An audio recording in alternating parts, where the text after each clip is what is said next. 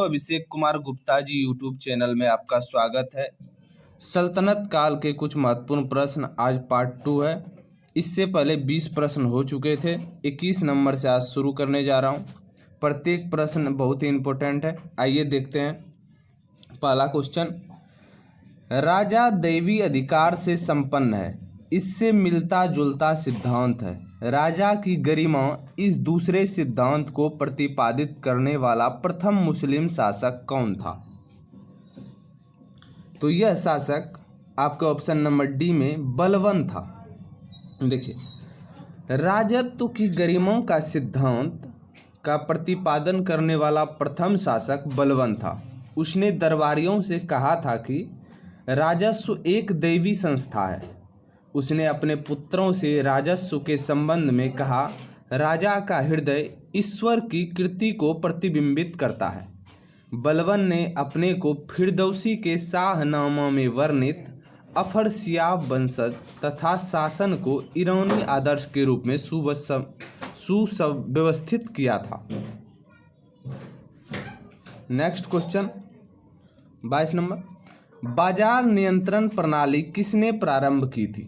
बाजार नियंत्रण प्रणाली अलाउद्दीन खिलजी ने प्रारंभ की थी।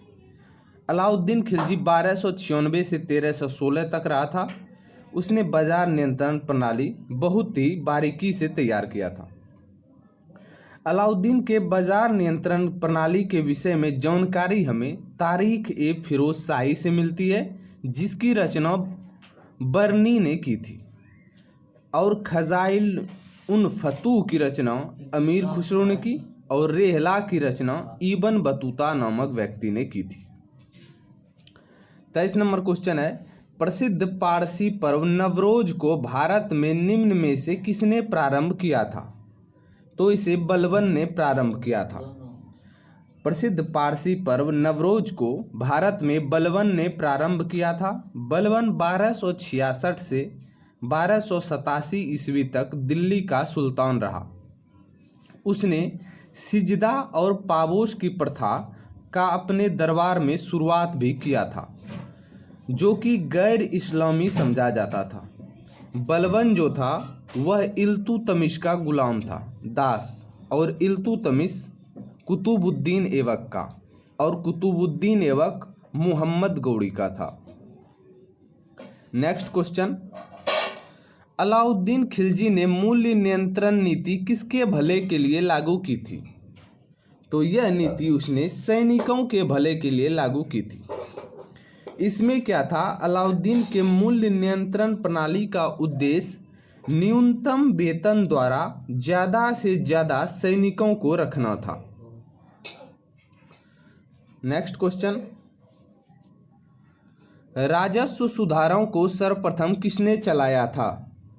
तो इसे अलाउद्दीन खिलजी ने चलाया था, जो आपके ऑप्शन नंबर बी में है करेक्ट आंसर। इस सिद्धांत क्या था? देखिए, अलाउद्दीन खिलजी पहला ऐसा शासक था जिसने केंद्रीय शासन व्यवस्था की दृष्टि से संपूर्ण भू राजस्व एवं राज्य वित्त व्यवस्था का व्यापक रूप से पुनरावलोकन किया था। उसने अपने व्यापक अधिनियमों के द्वारा नया स्वरूप प्रदान करके चलाया। भूमि की पैमाइश के आधार पर लगान का निर्धारण किया जाता था। बिस्वा को पैमाइश की मानक प्रणाली के रूप में व्यवस्थित किया गया था उस समय। दिल्ली सल्तनत के किस सुल्तान ने सर्वप्रथम अस्थायी सेना का निर्माण किया था? तो यह अलाउद्दीन खिलजी था। सल्तनत काल में सर्वप्रथम अलाउद्दीन खिलजी ने एक अस्थायी सेना संगठित की थी। उसने केंद्र में एक विशाल सेना भी रखी थी, जिसमें पैदल सैनिकों के अतिरिक्त 4,75,000 घुड़सवार थे। 4,75,000। 27 नंबर क्वेश्चन, सेना को वेतन देने की प्रणाली का विधान किसने किया? तो यह अलाउद्दीन खिलजी ने किया था। सैनिकों को वेतन देने का नगद वेतन से था। सैनिकों को नगद वेतन देने की प्रथा की शुरुआत सर्वप्रथम अलाउद्दीन खिलजी ने की थी। नेक्स्ट क्वेश्चन, अमीर खुसरो का जन्म स्थान है? अमीर खुसरो का जन्म पटियाली में हुआ था। अब ये पटियाली कहाँ है देखते हैं। हुआ क्या, अमीर खुसरो का जन्म एटा उत्तर प्रदेश में पड़ता है और वर्तमान में एटा जो है वह काशीराम नगर में है। उसी एटा के पटियाली कस्बे में अमीर खुसरो का जन्म 1253 में हुआ था। इन्होंने कव्वाली गायन का जन्मदाता कहा जाता है इसे, और इसने गज़ल के विकास के लिए बहुत ही योगदान दिया था। सितार तबला का आविष्कार भी इन्होंने ही किया। अमीर खुसरो जो था पर्शियन तथा हिंदुस्तानी दोनों भाषाओं में लिखते थे कोई भी रचना।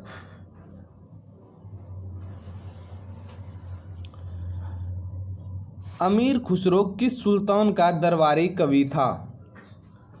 तो यह अलाउद्दीन खिलजी का था। Option number D.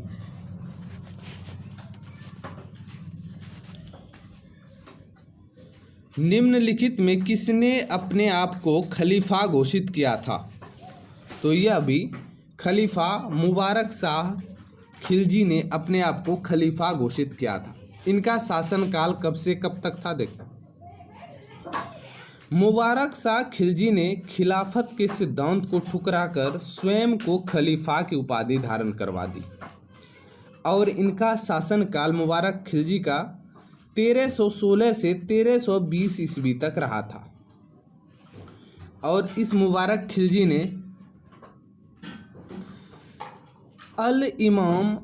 उल इमाम और खिलाफत उल्लाह की उपाधि धारण की थी। तुगलक वंश का भारत में संस्थापक कौन था? तो यह गयासुद्दीन तुगलक था। अब देखिए, गाजी मलिक या तुगलक गाजी गयासुद्दीन तुगलक के नाम से 8 सितंबर 1320 ईस्वी को दिल्ली के सिंहासन पर बैठा था। इसे ही तुगलक वंश का संस्थापक माना जाता है। वह दिल्ली का पहला सुल्तान था जिसने अपने नाम के साथ गाजी शब्द जोड़ा था। अब समझ में आया कि गाजी का अर्थ क्या होता है। देखिए, गाजी का अर्थ होता है काफिरों का वध करने वाला। उसने कुल 29 बार मंगोल आक्रमण को विफल कर दिया था। गयासुद्दीन तुगलक ने 29 बार मंगोल आक्रमण को विफल कर दिया। नेक्स्ट क्वेश्चन, निम्नलिखित में से दिल्ली का पहला तुगलक सुल्तान कौन था? तो यह गयासुद्दीन तुगलक था। निम्नलिखित में से किसने अपनी राजधानी दिल्ली से देवगिरी हस्तांतरित की थी? तो वह मोहम्मद बिन तुगलक था जिसने अपनी राजधानी दिल्ली से देवगिरी हस्तांतरित की थी। अब कब की थी? तो मोहम्मद बिन तुगलक ने 1327 ईस्वी में दिल्ली से देवगिरी अपनी राजधानी हस्तांतरित की थी।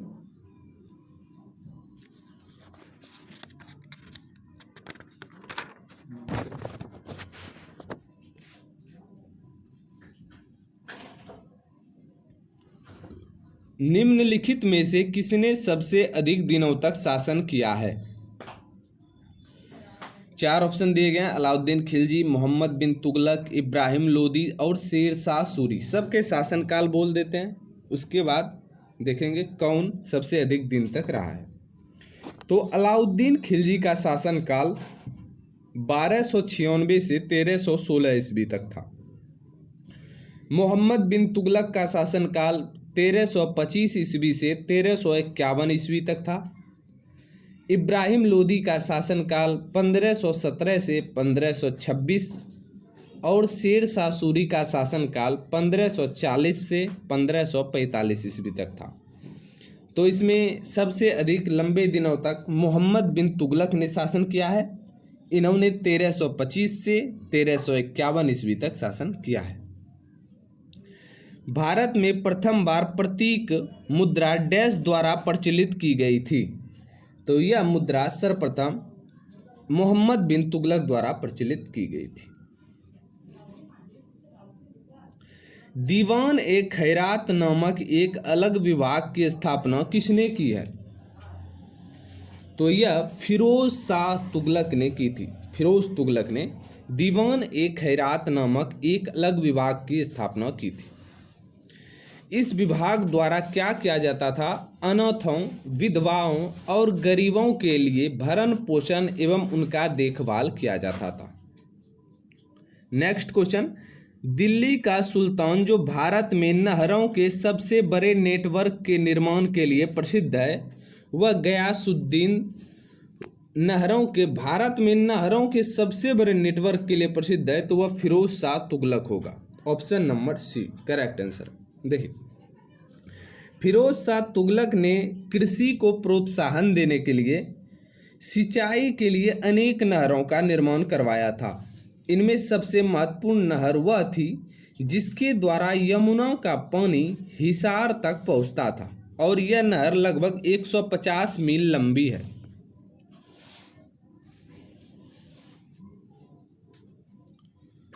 नेक्स्ट देखिए, मिलान करना है बड़े पत्थरों के ब्लॉकों, शुद्ध मेहरवा, अर्ध गुंबद महाद्वार, दोहरे गुंबद और मोटी दीवारें।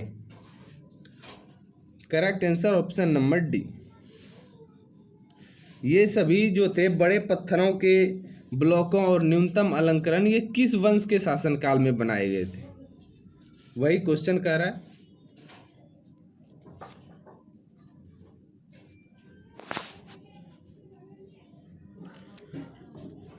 अमीर खुसरो किसके शासनकाल में? जियाउद्दीन बर्नी, इब्न बतूता, मिनहाज उज सिराज। तो अमीर खुसरो जो था वह अलाउद्दीन खिलजी के समय था और जियाउद्दीन बर्नी फिरोज शाह तुगलक, इब्न बतूता मोहम्मद बिन तुगलक और मिनहाज उज सिराज इल्तुतमिश के दरबार से संबंधित थे। इसलिए आपका करेक्ट आंसर ऑप्शन नंबर 1 हो गया।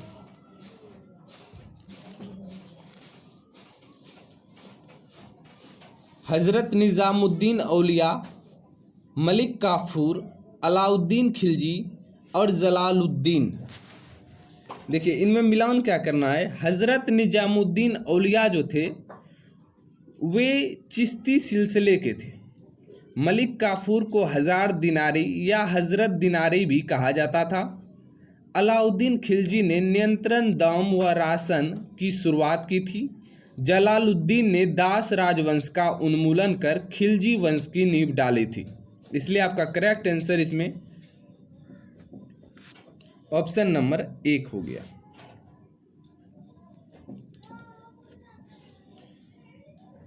निम्नलिखित में से सर्वप्रथम लिखने की कला किसने विकसित की थी? तो यह सुमेर ने विकसित की थी। आपके ऑप्शन नंबर बी। प्राचीन विश्व में लिपि कला के आविष्कारक सुमेरिन थे। सुमेरिन कीलाक्षर लिपि ने केवल सुमेरिनों के लिए उपयोगी हुई, बल्कि मेसोपोटामिया की संस्कृतियों को भी इसने ग्रहण किया था और सर्वप्रथम सुमेरियों में ही पुस्तकालय की स्थापना की गई थी। दिल्ली की सल्तनत को मुख्य बाहरी खतरा किससे था? तो यह खतरा मंगोलों से था, जो आपके ऑप्शन में नहीं है।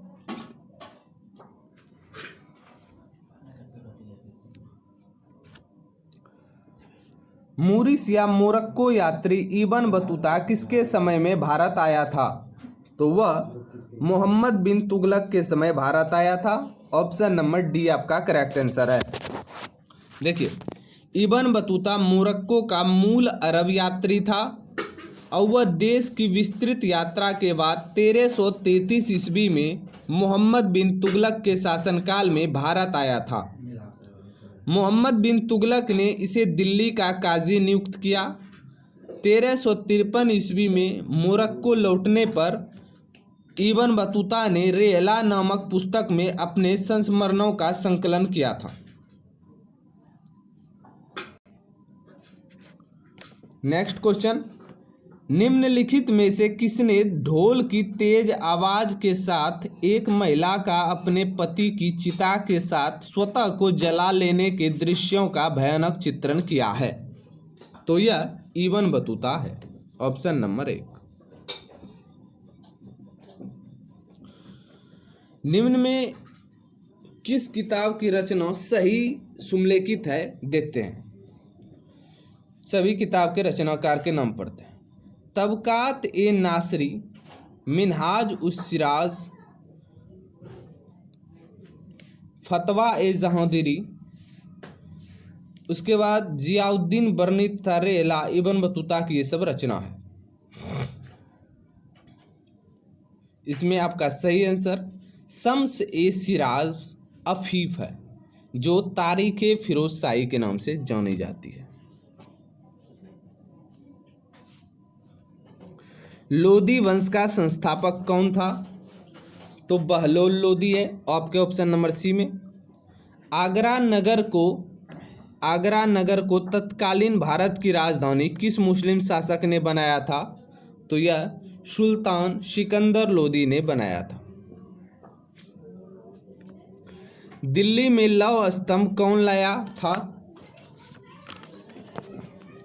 दिल्ली में लौह स्तंभ कुतुब मीनार के निकट स्थित एक विशाल स्तंभ है। यह प्राचीन भारतीय धातु कर्म की पराकाष्ठा है और इसका निर्माण कथित रूप से राजा चंद्रगुप्त विक्रमादित्य द्वारा करवाया गया था और ये से तोमर राजा अनंगपाल द्वितीय द्वारा दिल्ली में लाया गया था। इसीलिए इसमें आपका ऑप्शन नहीं दिया हुआ है। अनंगपाल द्वितीय द्वारा लाया गया था, अनंगपाल द्वितीय। नेक्स्ट है रणथंभौर क्या है? तो यह एक राजपूताना दुर्ग है। निम्नलिखित में किस भाषा को दिल्ली के सुल्तानों ने संरक्षण दिया था? यह फारसी भाषा है जिसे दिल्ली के सुल्तानों ने संरक्षण दिया था। कागज का भारत में आगमन किस सदी में हुआ? कागज का भारत में आगमन 13वीं सदी में हुआ। मांडू की रानी रूपमती का संबंध किससे था? यह बाज बहादुर से था। बहमनी राज्य के अंतिम सुल्तान का क्या नाम था? यह आपके ऑप्शन नंबर 1 में करेक्ट आंसर है कलीमुल्लाह।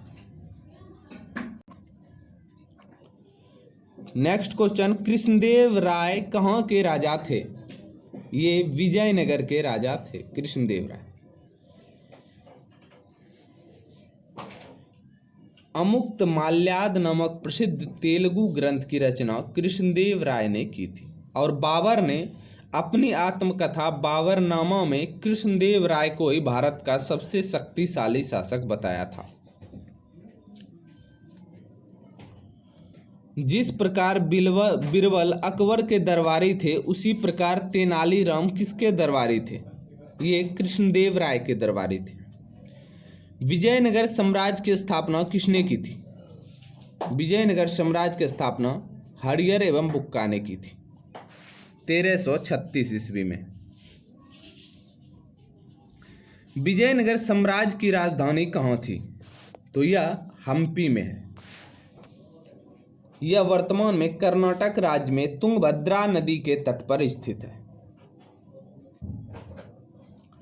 विजयनगर साम्राज्य का हिंदू राजवंश निम्नलिखित की पराजय से समाप्त हो गया। वह राम राय की पराजय से समाप्त हो गया। यह तालीकोटा का युद्ध 23 जनवरी 1565 को लड़ा गया था। इसी में विजयनगर साम्राज्य का पतन हो गया प्रारंभ। नूनीज पुर्तगाली यात्री विजयनगर किसके शासनकाल में आया था? वह अच्युत राय के शासनकाल में आया था। विजयनगर साम्राज्य के पूर्ण उत्थान काल में विजयनगर की यात्रा करने वाला इटालवी यात्री कौन था? वह निकोलो कांटी था, जो 1420 में देवराय प्रथम के शासनकाल में पहुंचा था। हम्पी किस साम्राज्य का अवशेष है? हम्पी विजयनगर साम्राज्य का अवशेष है। वाडियार डैश के शासक थे? वाडियार डैश के शासक थे? तो मैसूर के देशी राज्य का। वाडियार मैसूर के देशी राज्य का शासक था। क्वेश्चन है, निम्न में कौन सा सुमेलित नहीं है? तो पांड्यों की राजधानी मदुरै थी, होयसल की द्वार समुद्र, यादव वंश की देवगिरी, काकतीय वंश की वारंगल। तो इसमें सही आंसर आपका हो गया पांडे, जो वेलूर दिया है, या पांडे की राजधानी यहाँ मदुरै होनी चाहिए।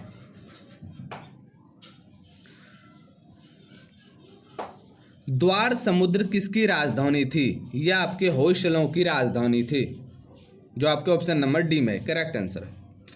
नेक्स्ट क्वेश्चन है, गोलकुंडा किला किस राज्य में स्थित है? गोलकुंडा किला हैदराबाद में है। जो राज्य पूछा है तो आंध्र प्रदेश होगा, ऑप्शन नंबर डी। अब देखिए क्वेश्चन, गोलकुंडा कहाँ अवस्थित है? यह आपके हैदराबाद में है, ऑप्शन नंबर बी। बीजापुर का गोल गुंबद मकबरा डैश शासक से संबंधित है? तो यह मोहम्मद आदिल शाह से संबंधित है, आपके ऑप्शन नंबर बी में। गुलबर्गा इनमें से किस राज्य में स्थित है? गुलबर्गा भारत के कर्नाटक राज्य में स्थित है, आपके option number C. Next question है, चार मीनार स्थित है। चार मीनार हैदराबाद में स्थित है। इसे कुली कुतुब शाह द्वारा 1591 में बनवाया गया था। 1591 में कुली कुतुब शाह द्वारा बनवाया गया था। यह पुराने शहर के मध्य में स्थित है और इसकी ऊंचाई 180 फीट है।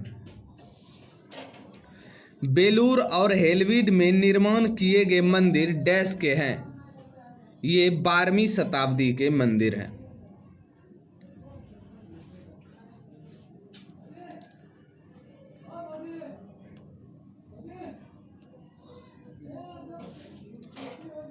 हेलविड में निम्नलिखित के द्वारा भव्य मंदिर बनवाया गया था। हेलविड में होयसलों के द्वारा भव्य मंदिर बनवाया गया था। कर्नाटक में वेलूर के समीप यह स्थित है। यह होयसल वंश के राजाओं की राजधानी रही है। यहाँ होयसल नरेश विष्णुवर्धन ने होयसलेश्वर का भव्य मंदिर बनवाया था। होयसल द्वार समुद्र इनकी राजधानी है।